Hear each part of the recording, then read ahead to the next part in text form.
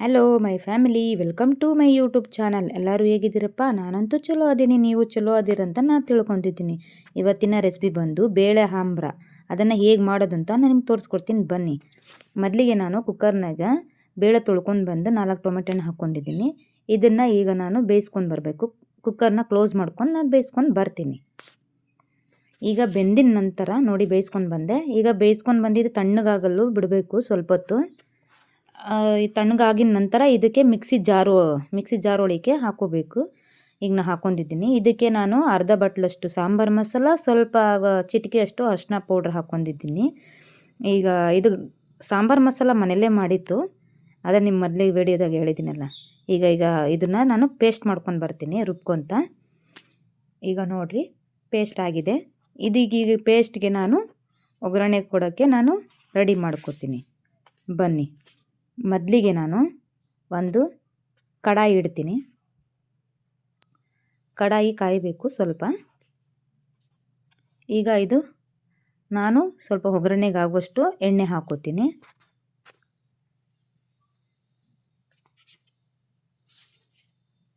ನನಗೂ ವಿಡಿಯೋ ಬರಲ್ರಿ ಅಷ್ಟಷ್ಟಕ್ಕೆ, ಹೆಂಗೋ ಸ್ವಲ್ಪ ಕಲ್ತ್ಕೊತಿದ್ದೀನಿ ಮಾಡೋಕ್ಕೆ. ಏನಾರ ತಪ್ಪಾಗಿದ್ದರೆ ನಿಮ್ಮ ಹೊಟ್ಟೆಗೆ ಹಾಕೋರಿ, ಇಲ್ಲಾಂದರೆ ತಪ್ಪು ಆಗೈತಿ ಅಂತಂದರೆ ಮೆಸೇಜಲ್ಲಿ ಕಮೆಂಟ್ ಮಾಡಿ, ನಾನು ತಿದ್ಕೋತೀನಿ.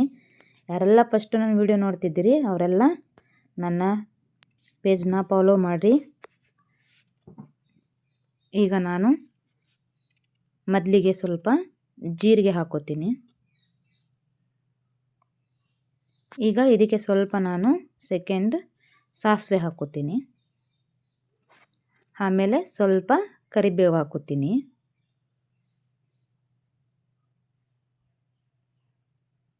ಮತ್ತು ಇದಕ್ಕೆ ನಾನು ಸ್ವಲ್ಪ ಒಂಚೂರು ಶುಂಠಿ ಅಂತೀನಿ, ಹಸಿಮೆಣ್ಸಿಕಾಯಿ, ಸ್ವಲ್ಪ ಬೆಳ್ಳುಳ್ಳಿನ ಕುಟ್ಕೊಂಡು ಬರ್ತೀನಿ. ಅದನ್ನು ನೋಡಿರಿ, ಅದನ್ನು ಸ್ವಲ್ಪ ಹಾಕ್ತೀನಿ. ಇದಕ್ಕೆ ಲಾಸ್ಟಲ್ಲಿ ಧನಿಯಾ ಹಾಕ್ತೀನಿ.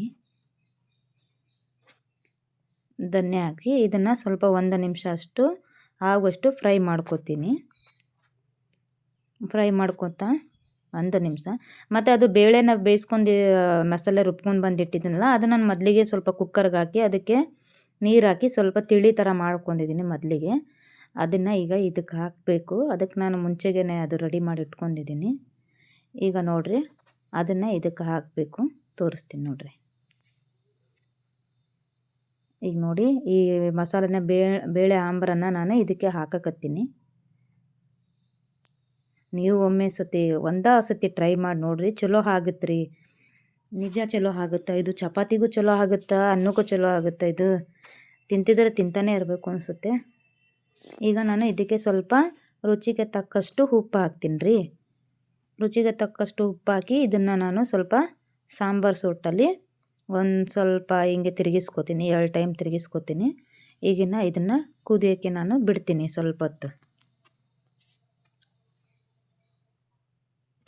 ಚಲೋ ಆಗುತ್ತೆ ರೀ, ಇದು ಒಂದು ಸತಿ ಮಾಡಿ ನೋಡಿರಿ.